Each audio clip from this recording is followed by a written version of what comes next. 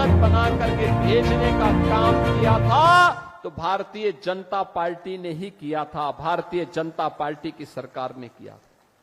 देखो, निरुआ सांसद बना, नीलम सोनकर सांसद बनी, तो विकास आजमगढ़ में तुरंत से आगे। मुझे बताओ, आपने मुख्यमंत्री को यहां से चुना के भेजा था, वो विश्वविद्यालय नहीं दे पाए, पूर्वांचल एक्सप्रेसवे नहीं दे पाए। कितना बेवकूफ बनाया था पूर्वांचल एक्सप्रेसवे के नाम पर। 340 किलोमीटर का लंबा एक्सप्रेसवे शिलान्यास कर दिया, अलाइनमेंट भी नहीं पता, और जमीन एक भी इंच नहीं खरीदी। जब 6 महीने के बाद 17वें में आया, मैंने कहा भी क्या हुआ, क्या प्रोग्रेस है? कहा साहब जीरो। मैंने कहा क्यों जीरो है? कहा साहब जमीन ही नहीं तो एक्सप्रेसवे बनेगा कहां पे? मैंने कहा फिर ये टेंडर कैसे हो गए? टेंडर कर दिए गए थे 15,200 करोड़ के। एक्सप्रेसवे की चौड़ाई थी मात्र 110 मीटर। मैंने तब उस समय के जो नए सीओ बनाए गए थे यूपीडा के, सिवनीश अवस्थी जी से कहा, मैंने कहा अवस्थी जी एक काम करिए, यह 110 नहीं अब 120 मीटर चौड़ा होना चाहिए। बाई चांस हमें इस एक्सप्रेसवे के साथ जब हम high speed, semi high speed train का संचालन भी करेंगे तो उसके लिए हमें जमीन चाहिए होगी। एक साथ हम उसके साथ एक्सप्रेसवे के साथ उसको भी दौड़ा सके।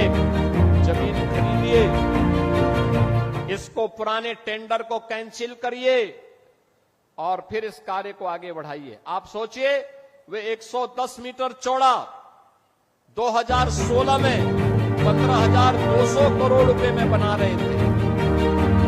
एक भी जमीन नहीं खरीदे, काम प्रारंभ ही नहीं वो कर पाए, टेंडर आवंटित कर दिए। हम लोग आए, हमने कैंसिल किया, जमीन खरीदना प्रारंभ किया और जमीन खरीदने के बाद जब हम लोगों ने टेंडर किए तो मेरे भाइयों वही एक्सप्रेसवे 11,800 करोड़ रुपए में बना के ये 3,000-4,000 करोड़ रुपए की जो डकैती डाल रही थे, कौन डाल रहे थे? ये वही लोग हैं जो आज आपको गुमराह करने के लिए फिर से ईमानदारी का चेहरा दिखाने के लिए अपने पास आए।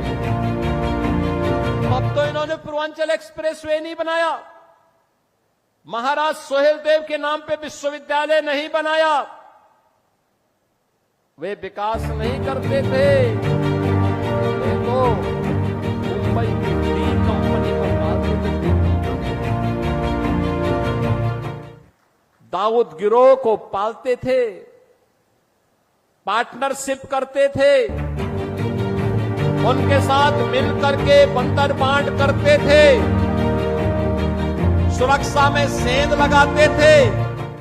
कोई आतंकी वारदात होती थी, बदनाम आजमगढ़ होता था, पहचान का संकट मेरे नौजवानों के सामने आता था। आज तो ऐसा नहीं है।